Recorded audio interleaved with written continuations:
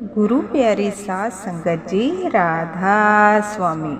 आज की मेरी साखी है कि सच्चे मन से अगर हम अपने सतगुरु को याद करते हैं तो वो हमसे मिलने जरूर आते हैं। शर्त ये होती है कि हमारे भजन सिमरन में इतना बल हो कि हमारे बाबा जी, हमारे सतगुरु मजबूर हो जाएं हमारी आवाज़ सुनने के लिए, क्योंकि सच्चे सतगुरु जो होते हैं उसी की आवाज़ सुनते हैं जो पूरे मन से, पूरे विश्वास से अपने सतगुरु का नाम जपता है। यानी नामदान तो सभी ले लेते हैं, लेकिन सच्चा भजन सिमरन कोई कोई करता है। इसलिए अगर हम नामदान लेते हैं तो पूरे विश्वास से हमें भजन सिमरन करना चाहिए, जिससे कि हमारे बाबा जी हम जब भी याद करें सच्चे मन से हमारे सामने आए और हमें दर्शन दे। आज की साखी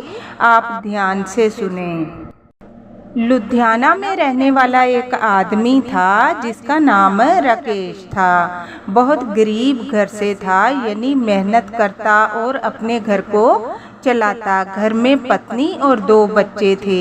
सब्जी का ठेला लगाता था और उसी से अपने घर को चला रहा था। घर में गरीबी थी, पर चलो दाल रोटी चल रही थी। किसी तरह उनके घर का किराया, भाड़ा, खाना पीना सब उसी काम में निकल रहा था। दोनों पति पत्नी की जब शादी होती है तो वो डेरे से नामदान लेकर आते हैं, पूरे मन से नामदान लेते हैं और सच्चे सतगुरु को अपना गुरु बना लेते हैं। जो आदमी था राकेश, वो पूरे विश्वास से भजन सिमरन करता था। मन से बहुत साफ था। सब्जी का काम तो करता था, लेकिन काम करते करते भी जब भी उसे टाइम मिलता वो हमेशा बैठकर भजन सिमरन में डूबा रहता था। उसके मन में एक ही लालसा थी कि जब से उसने नामदान लिया था उसकी शादी को 5 साल निकल जाते हैं, 2 बच्चे होते हैं। फिर वो डेरे से नामदान एक बार लेकर आ जाता है,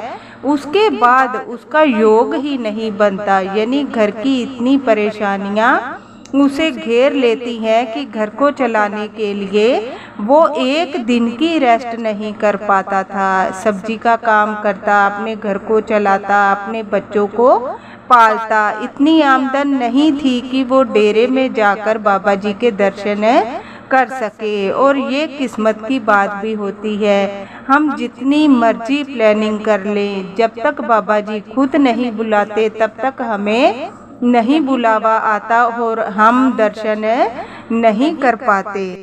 उसके मन में बहुत ज़्यादा दुख था कि जब से मैं नामदान लेकर आया हूँ, मेरे घर की कंडीशन भी ऐसी है कि मेरे पास ज़्यादा धन भी नहीं है कि मैं अपने बच्चों को और अपनी पत्नी को बाबा जी के दर्शन करवा के ला सकूं। उसकी पत्नी समझाती है, हमने नामदान लिया है सच्चे सतगुरु का, हमारा काम है उसका जाप करना। अगर हमारे भाग्य में उनके दर्शन होंगे तो हमें जरूर होंगे। आप दिल को मत तोड़ो और हिम्मत मत हारो, कोई बात नहीं है। आज हम पे गरीबी है, जब हमारे दिन बदलेंगे तो अपने आप धन इकट्ठा करके हम बाबा जी के दर्शन जरूर करने जाएंगे। आप पूरे विश्वास से कर्म करो, अपने काम की तरफ ध्यान दो, हम धन इकट्ठा जरूर करेंगे। हम जो भी कमाएंगे उसमें से थोड़ा थोड़ा करके अगर अलग रखेंगे तो डेरे में हम जरूर जाएंगे और बच्चों को भी साथ लेकर जाएंगे, बाबा जी के दर्शन करवा के लाएंगे। दोनों पति पत्नी बहुत समझदार से अपने घर को चला रहे थे। गरीबी तो थी, लेकिन गरीबी तभी निकलती है जब पति पत्नी एक दूसरे का साथ देते हैं और हौसला बनाए रखते हैं।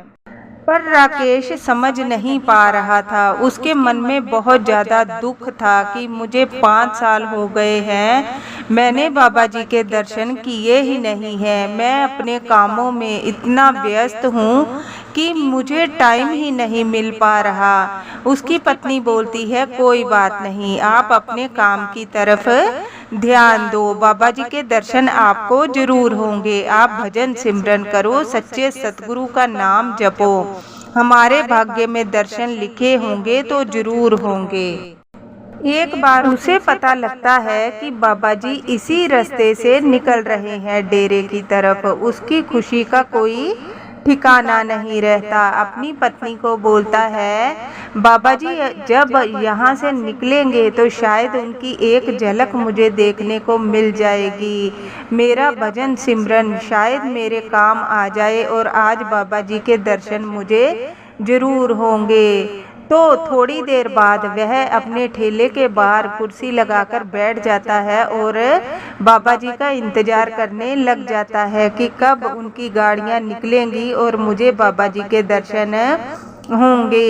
1 घंटा निकलता है, 2 घंटे निकलते हैं, पर वो बेचारा ना खाता है ना पीता है, वहीं पर बैठा रहता है और इंतजार करता है। उसकी पत्नी बोलती है, शायद बाबा जी ने कैंसिल कर दिया है इधर से निकलना, आप आओ अंदर और खाना खा लो। जब बाबा जी निकलेंगे तो मैं आपको बता दूंगी। पर वो बहुत ज़्यादा दुखी हो जाता है और बैठा ही रहता है। वो बोलता है, नहीं, मेरे मन में बहुत लालसा है, मैं बाबा जी के दर्शन किए बिना यहाँ से नहीं हटूंगा।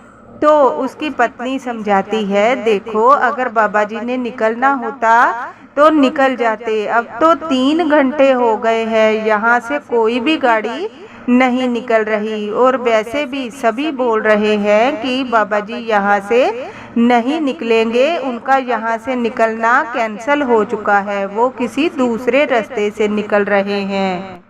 तो वो उदास होकर वहाँ से उठ जाता है और अपने ठेले के अंदर की तरफ जाकर बैठ जाता है। उसकी पत्नी बोलती है, आप भोजन तो कर लो। वो बोलता है, आज मेरी इच्छा नहीं है, तुम खा लो और साथ में बच्चों को भी खिला दो, मैं जब मेरा दिल करेगा मैं खा लूँगा। तो उसका मन जो होता है वो टूट जाता है, क्योंकि उसके मन में वैसे ही बहुत टाइम से बाबा जी को देखने की इच्छा थी और आज जब उसे ऐसा लगा कि बाबा जी उसे दर्शन दे देंगे तो फिर उसका मन टूट जाता है। कुछ समय बाद उसके ठेले पर कोई आवाज़ लगाता है कि हमें यहाँ से सब्जी चाहिए। उसका मन पहले ही टूटा होता है। वो बोलता है, अपनी पत्नी को बोलता है, तुम जाओ और सब्जी दे दो, मेरा आज शरीर ठीक नहीं लग रहा, तुम सब्जी जो लेने आया है उसको सब्जी दे दो। तो बाहर से आवाज़ आती है, नहीं भाई, सब्जी तो हमें आपसे ही लेनी है, उनसे नहीं लेनी, आप दोगे तो हम लेंगे, नहीं तो हम जा रहे हैं। पत्नी समझाती है कि सुबह से एक भी ग्राहक नहीं आया है, अगर आप सब्जी नहीं दोगे तो हमारे घर का कैसे चलेगा। तो वो बहुत जिद से उठता है, अपने मन को मारता हुआ जब बाहर आता है तो वो देखता है कि सामने उसके बाबा जी खड़े होते हैं। उसको देखकर उसकी आंखों से आंसू झलक उठते हैं और जोर जोर से रोने लग जाता है। उसकी पत्नी को आवाज़ आती है और बोलती है, क्या हो गया, तुम इतना परेशान क्यों हो रहे हो, मैं बाहर आऊं?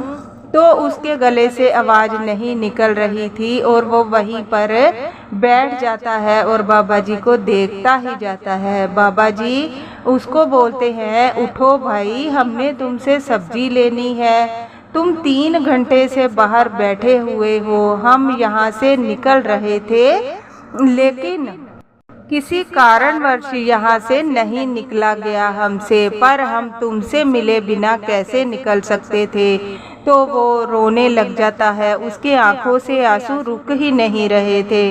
बाबा जी उसको प्यार से उठाते हैं और उसके सर पर हाथ फेरते हैं। वो बोलते हैं कि तुम्हारे भजन सिमरन में इतना बल है कि तुम सच्चे मन से हमें आज सुबह से याद कर रहे हो। ना तुमने खाया है कुछ, ना तुमने पिया है, हम तुमसे मिले बिना कैसे जा सकते थे।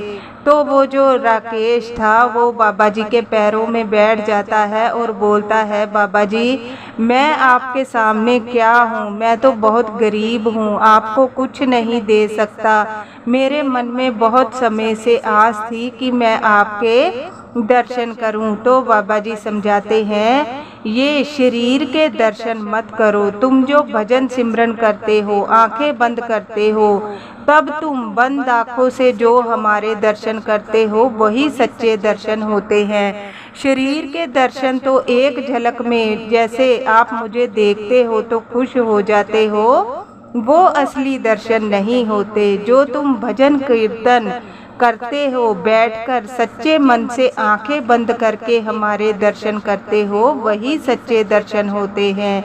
इसलिए कभी भी अपने मन को दुखी मत करो कि हम डेरे में नहीं गए, वहाँ पर जाके दर्शन नहीं किए। हमेशा दर्शन वही होते हैं जो भजन सिमरन करते हुए आपको बंद आँखों से होते हैं।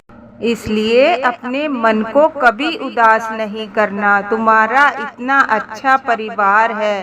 पर वो बोलता है, बाबा जी मैं इतनी मेहनत करता हूँ फिर भी मेरे घर का बहुत मुश्किल से जैसे खर्चा चलता है, सारा दिन मैं लगा रहता हूँ, फिर भी कई बार अपने बच्चों की ख्वाहिशों को भी पूरा नहीं कर पाता। तो बाबा जी समझाते हैं, बेटा ये हमारे पिछले कर्मों के लेख होते हैं, लेकिन तुम सच्चे सतगुरु प्रेमी हो, इसलिए तुम आस मत छोड़ो, तुम्हारे दिन जरूर बदलेंगे। तुम मेहनत करते जाओ, अपना कर्म करते जाओ।